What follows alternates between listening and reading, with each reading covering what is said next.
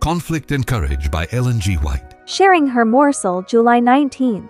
And Elijah said unto her, Fear not, go and do as thou hast said, but make me thereof a little cake first, and bring it unto me, and after make for thee and for thy son. For thus saith the Lord God of Israel, The barrel of meal shall not waste, neither shall the cruse of oil fail, until the day that the Lord sendeth rain upon the earth. 1 Kings 17:13-14. This woman was not an Israelite. She had never had the privileges and blessings that the chosen people of God had enjoyed, but she was a believer in the true God and had walked in all the light that was shining on her pathway.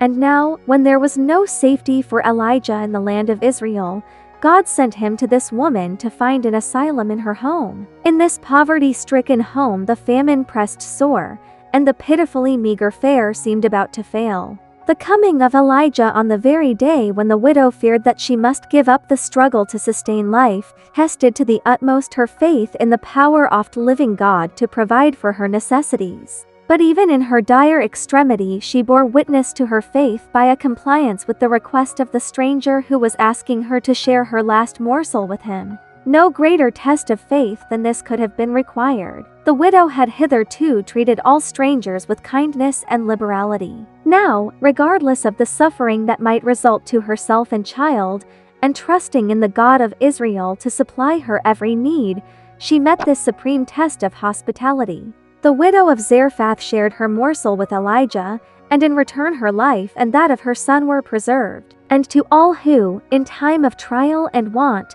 give sympathy and assistance to others more needy, God has promised great blessing. That God who cared for Elijah in the time of famine will not pass by one of his self-sacrificing children. He who has numbered the hairs of their head will care for them, and in the days of famine they will be satisfied. While the wicked are perishing all around them for want of bread, their bread and water will be sure.